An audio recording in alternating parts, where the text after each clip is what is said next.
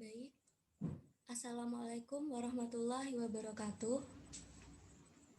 Waalaikumsalam. Waalaikumsalam warahmatullahi wabarakatuh. Ini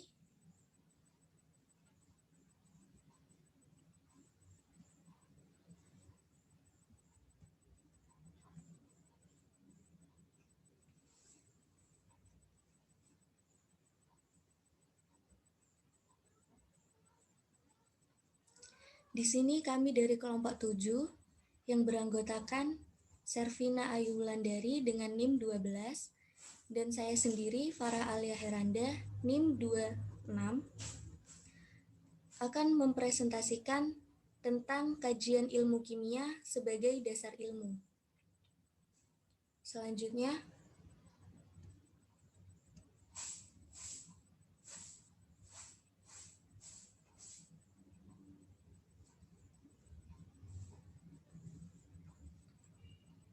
materi pertama akan disajikan oleh Servina Ayu Wulandari. Kepadanya dipersilahkan. Terima kasih. Pengertian ilmu kimia. Ilmu kimia berasal dari bahasa Arab alkimia yang berarti perubahan materi. Sehingga dapat disimpulkan bahwa ilmu kimia merupakan ilmu pengetahuan alam yang mempelajari struktur, komponen, sifat, dan perubahan materi, serta energi yang dapat menyertai perubahan materi tersebut.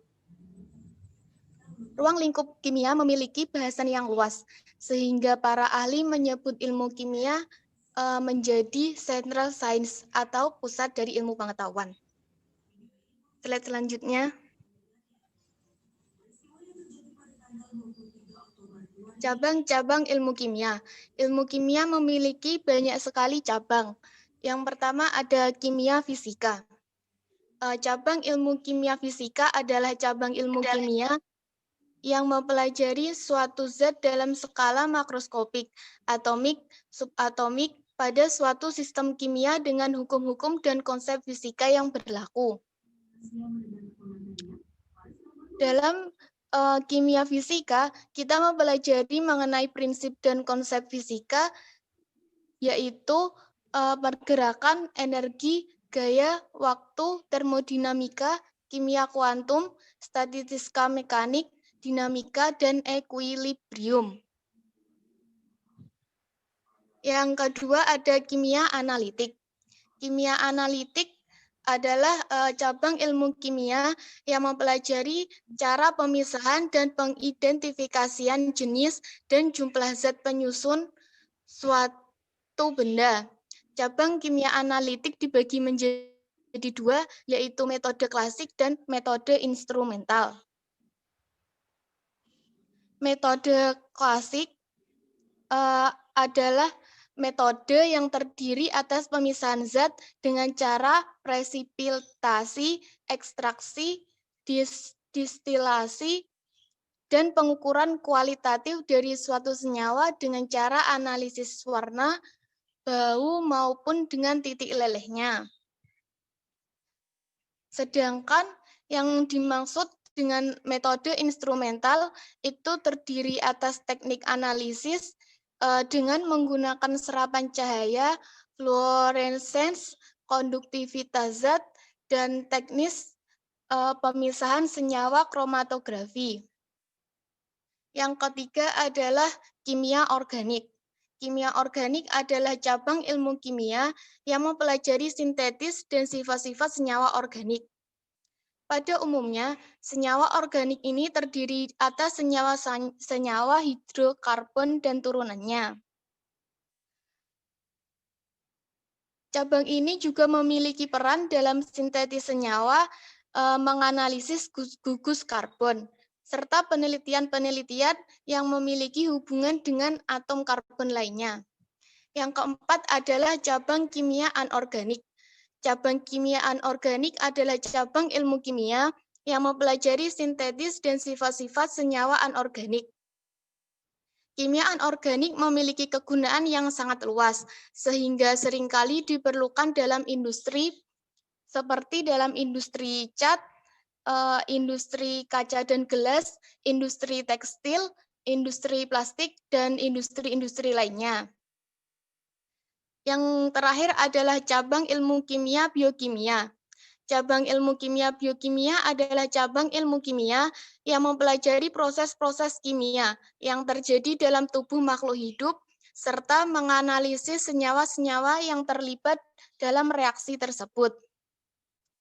Cabang biokimia ini memiliki kaitan erat dengan komponen kimia dalam sel, pembuatan obat, penelitian genetik, penelitian enzim, dan juga penelitian mengenai rangkaian reaksi dalam tubuh manusia, dan penelitian dalam kaitan ilmu kimia dan ilmu biologi.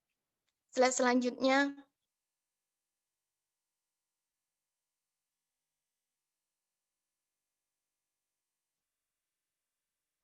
Kajian ilmu kimia. Bisa teman-teman baca, itu merupakan pengertian dari ilmu kimia yang telah dijelaskan di awal tadi. Sifat dan perubahan materi dalam ilmu kimia itu mencakup sifat fisis dan juga sifat kimia. Sifat fisis itu merupakan sifat yang mencakup bentuk materi itu sendiri, sedangkan sifat kimia adalah sifat yang mencakup perubahan dari materi dan sifat kimia akan menghasilkan materi baru. Slide selanjutnya.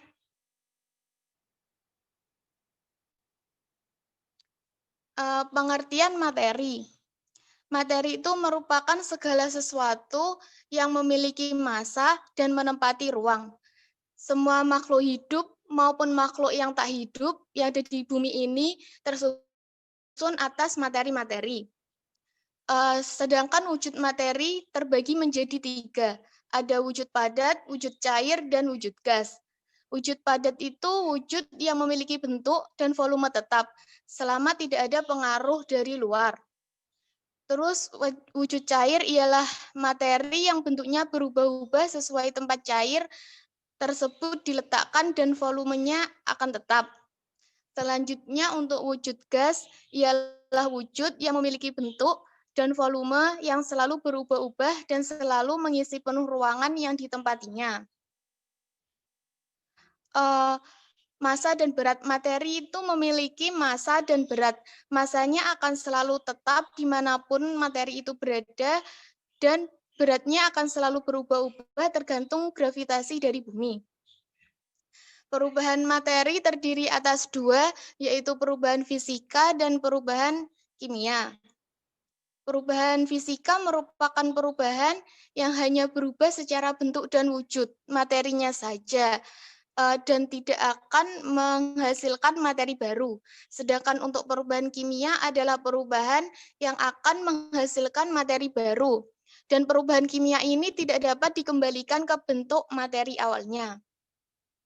Selanjutnya energi. Semua materi itu pasti memiliki sebuah energi. Slide selanjutnya.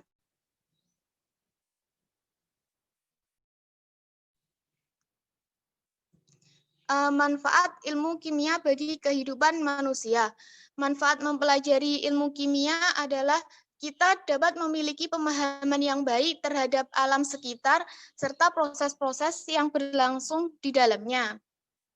Contohnya dalam pencernaan dan pembakaran zat makanan yang menghasilkan energi, pembuatan produk rumah tangga seperti sabun, pasta gigi, dan lain sebagainya. Seperti pada gambar yang sudah tertera, itu merupakan salah satu manfaat dari ilmu kimia bagi kehidupan kita. Slide selanjutnya. Kaitan ilmu kimia dengan ilmu lain. Yang pertama ialah ilmu kimia berfungsi sebagai ilmu yang menjembatani antara ilmu fisika dan ilmu biologi. Selanjutnya, ilmu kimia juga dapat membantu menyelesaikan masalah sosial. Ilmu kimia yang berfungsi sebagai ilmu yang menjembatani antara fisika dan biologi, maksudnya itu ilmu kimia bisa digunakan bisa diterapkan juga dalam fisika dan biologi. Terus untuk gambar di bawah ini merupakan contoh ilmu kimia yang dapat membantu menyelesaikan masalah sosial.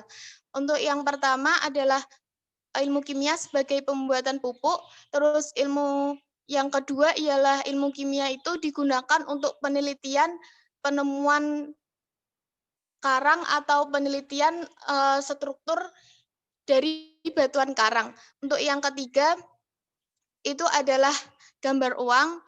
Ilmu kimia itu digunakan untuk mempelajari materi-materi yang ada di dalam proses pembuatan uang itu sendiri. Dan yang terakhir ialah produk obat, di mana ilmu kimia juga sangat berguna dalam proses pembuatan obat. Slide selanjutnya.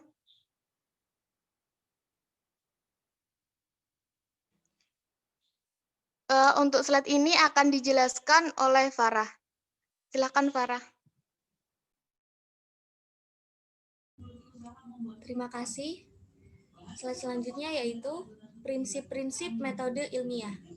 Sudah pada tahu kan prinsip-prinsip metode ilmiah itu ada 6.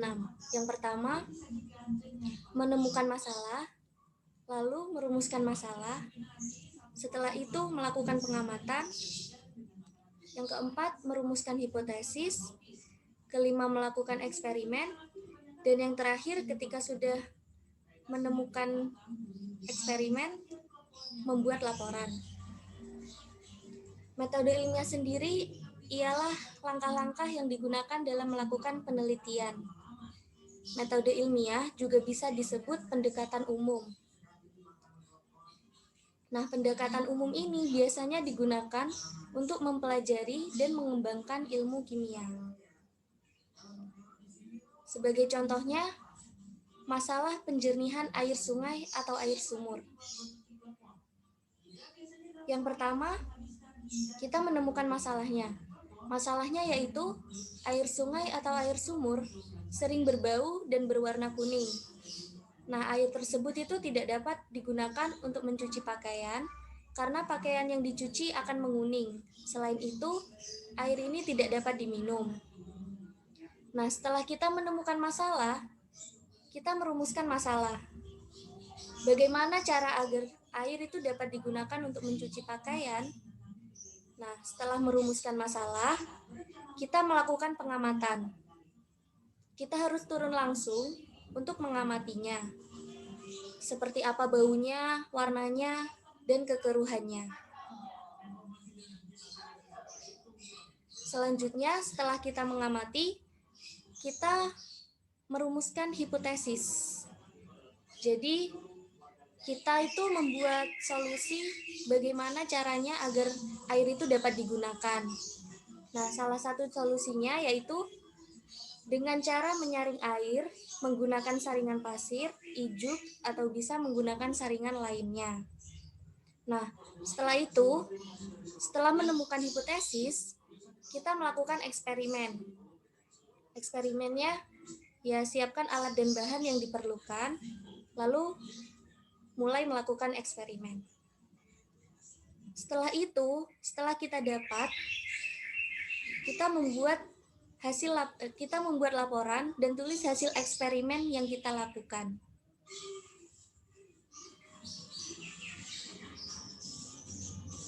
Sekian presentasi dari kami.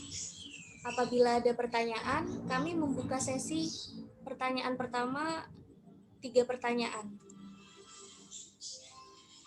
Saya izin bertanya. Ya.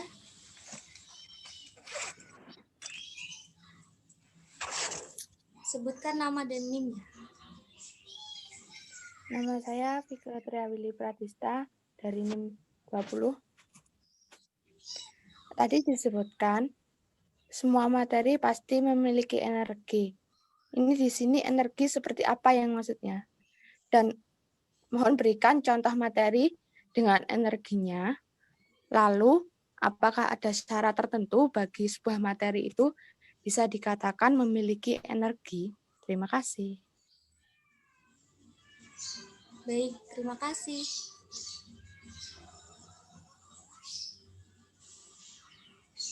Izin bertanya. Ya. Perkenalkan, nama saya Alfa Devi Arianti, NIM 02. Tadi sudah dijelaskan bahwa kimia analitik kan dibedakan menjadi 2, yaitu metode klasik dan metode instrumental. Saya mau tanya, apakah ada perbedaan dari kedua metode tersebut dan bisa tolong dijelaskan perbedaannya? Terima kasih. Terima kasih.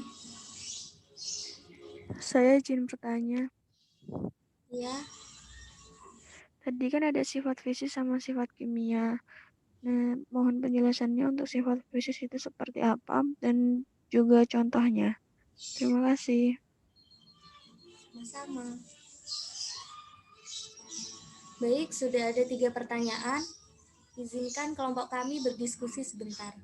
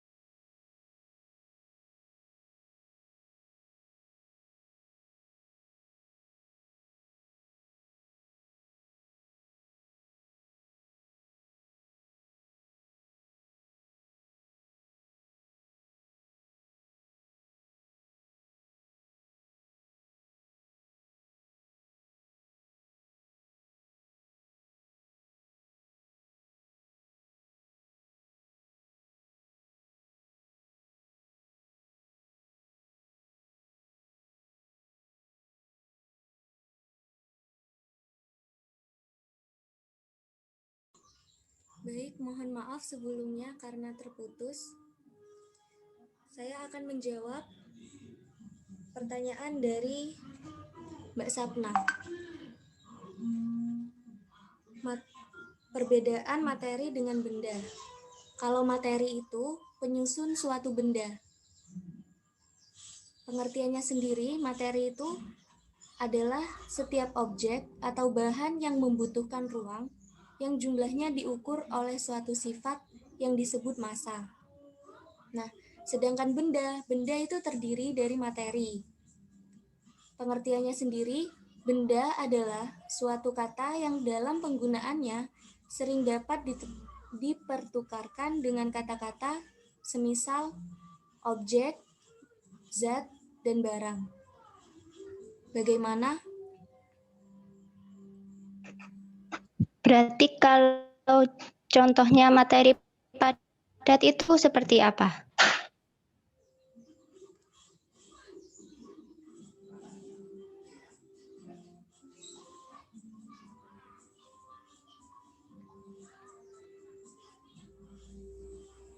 Izin menjawab, untuk materi padat itu seperti contoh kan ada benda padat seperti pensil.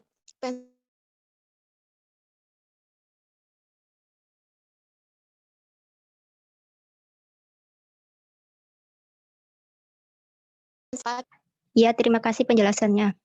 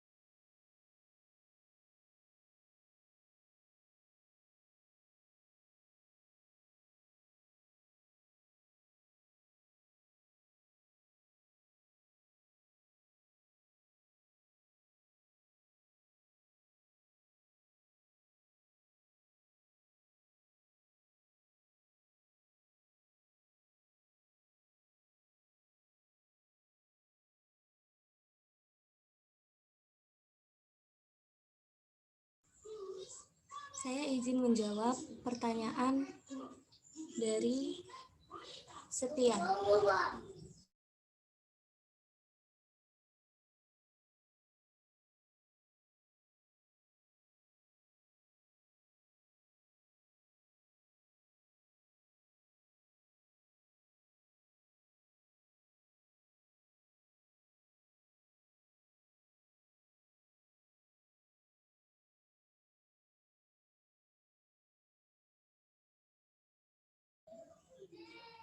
Baik, pertanyaannya.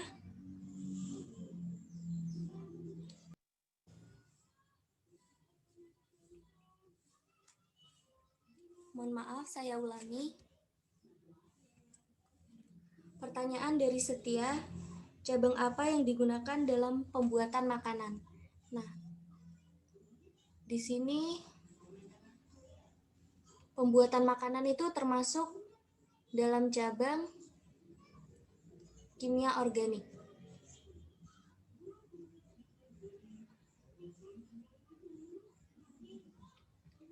Jadi, maksudnya kimia anorganik. Nah, dari penjelasan tadi kan kimia anorganik itu merupakan cabang kimia yang mempelajari sintesis dan sifat-sifat senyawa anorganik. Kimia organik anorganik ini sering dipakai dalam industri. Nah, contohnya yaitu industri makanan. Lalu pertanyaan selanjutnya, apakah bahan kimia itu berbahaya? Tidak semua berbahaya, cuman jika dikonsumsi terlalu banyak, terlalu melebihi batas, itu akan berbahaya. Bagaimana? Baik, terima kasih penjelasannya. Sudah cukup jelas. Baik, terima kasih.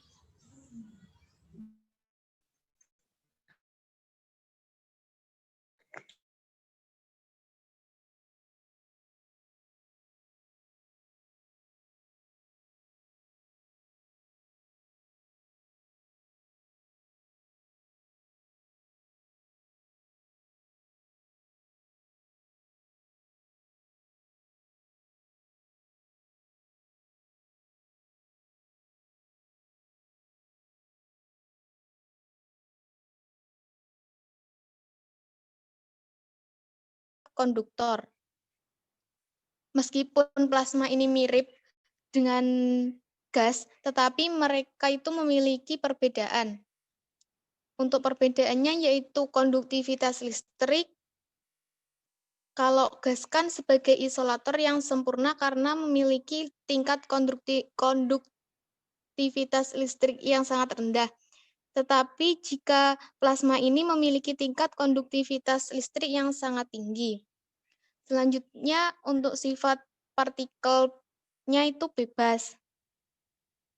Kalau plasma terdapat proton, elektron, dan ion bebas yang memiliki kecepatan serta suhu yang masing-masing memiliki perbedaan. Ketika partikel pada wujud gas itu bersifat sama dan saling bertumbukan. Dan partikel-partikel dalam gas itu dipengaruhi oleh gravitasi. Selanjutnya untuk interaksi. Interaksi berupa tumbukan antar partikel yang dialami oleh partikel gas umumnya terjadi pada dua partikel.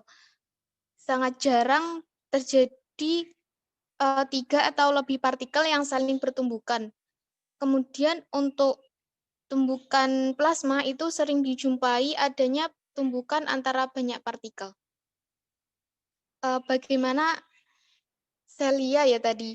Apakah itu yang dimaksud? Baik, terima kasih. Cukup lengkap. Maaf, sedikit lagi. Apa di alam semesta ini ada contoh dari materi plasma tersebut?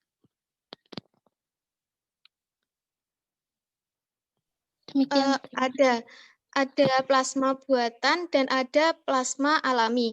Untuk yang plasma buatan itu Contohnya adalah plasma dalam fusi nuklir, kemudian layar plasma pada televisi plasma. Kalau plasma alami itu contohnya petir, terus nebula, bintang, aurora, gitu. Bagaimana? Baik, terima kasih, cukup lengkap. Saya dapat info ini dari meme, kan apa ya, separuh-separuh gitu penjelasannya. Tapi kelompok Anda sudah menyajikan cukup lengkap. Terima kasih. Baik, sama-sama.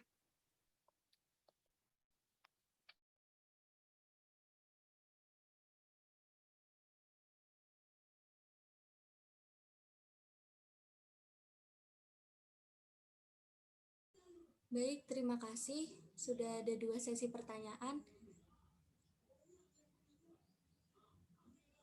Di sini kami akan